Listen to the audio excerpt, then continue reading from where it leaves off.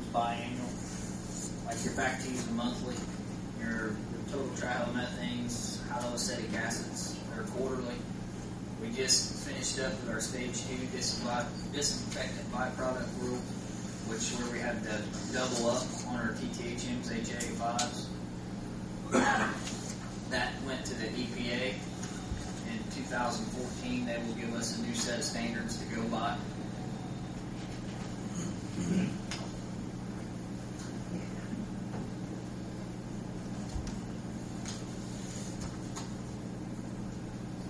The water's harder, softer than in the last few years.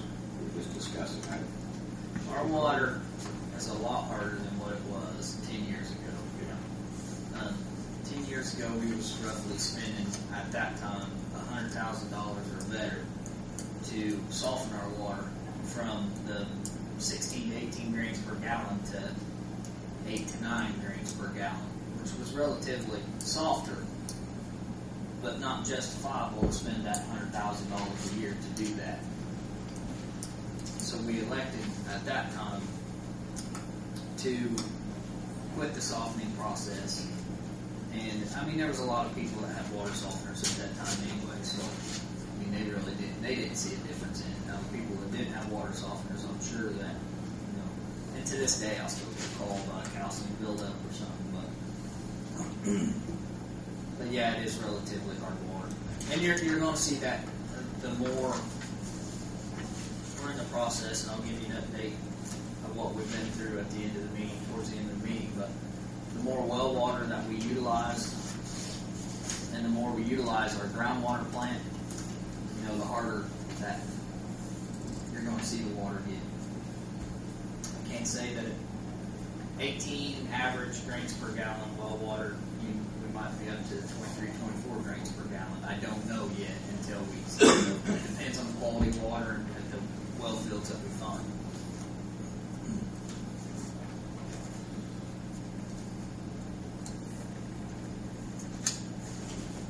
Any other questions on the consumer confidence report? Very good.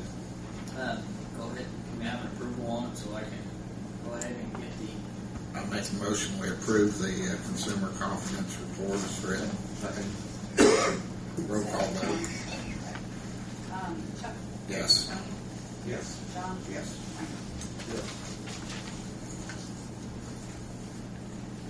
Budget cuts. Is that report's Gary? Is that you too? Or That's me. He, left you on the spot?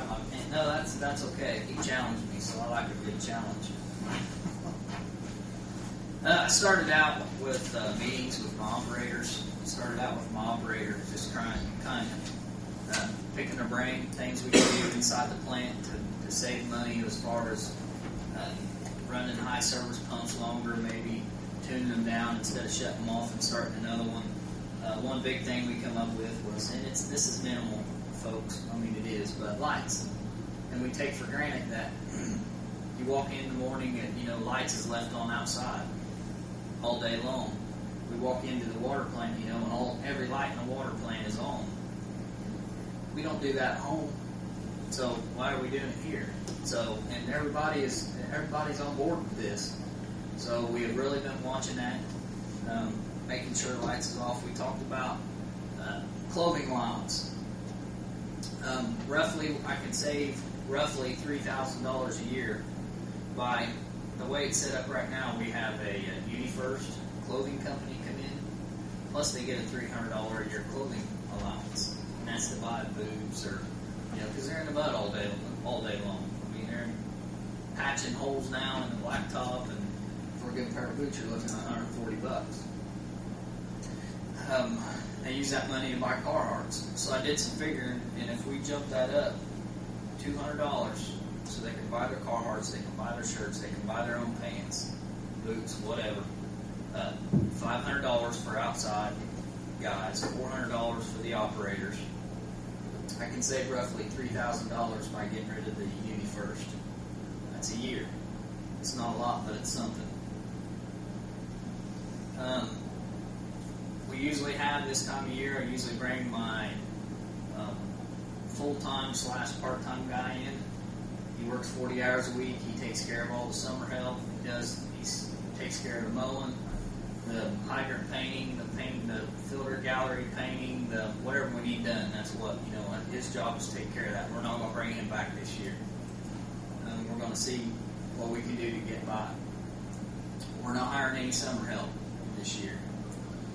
I have a full-time maintenance man that he's going to, the best he can, and my outside guys are going to fill in, when they have downtime we mow roughly 140 acres. That's quite a bit to take care of. One guy can't do that. So, with that being said, instead of having upland and flat rock, I'm going to say it this way, it wasn't this good, but looking like a golf course, we're going to try to go every 3 to 4 weeks before we do a mowing. So, we're saving on the manpower by not hiring. We're saving on fuel costs, gasoline costs to run the mowers. One of the big changes that we're going to try, this is a temporary thing, not a temporary, could lead into a full-time thing. Right now, copper is $5.99 a foot. We go through a lot of copper, replacing service lines, putting new service lines in. They have some relatively new stuff they call PEX. I used it when I built my house a couple years ago. You can run this stuff right in concrete, you can backfill it with gravel, and it's a polyethylene. That's what it is. It's an upgrade from the black poly pipe that we've all heard horror stories about. I'm sure you get the pinholes. I mean, there's a lot of that around town that we discontinued. So at some time or another, somebody had this same idea and thought, hey, let's go with this poly line. Well, it didn't pan out so well. So I'm not guaranteed we will stay with this PEX. It's roughly 40 cents a foot compared to $5.99 a foot. So we're going to utilize that and try it and see what happens. It's the same size, same OD as the copper compression fittings that we always use. We always use brass.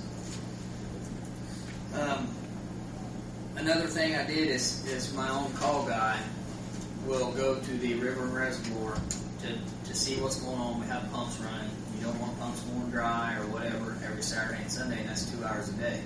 That's 2 hours overtime a day that we was paying, 4 hours on a weekend. With my INC, I can see what's going on at the reservoir. I can see what's going on at Flat Rock at all times. I can tell you if there's a door open up there. So we don't need to do that anymore. We don't need that guy to run up to Flat Rock or the reservoir and pay that 2 hours overtime.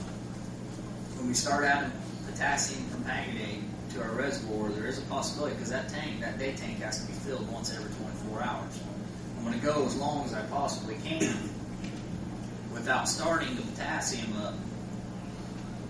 And when I do, even then, he can get up to the reservoir, fill that tank up, and be back in town, and it might take 30 minutes.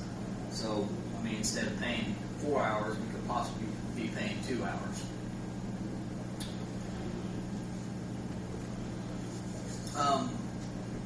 One big move that we made is we transferred a guy out temporarily to see how we can get by.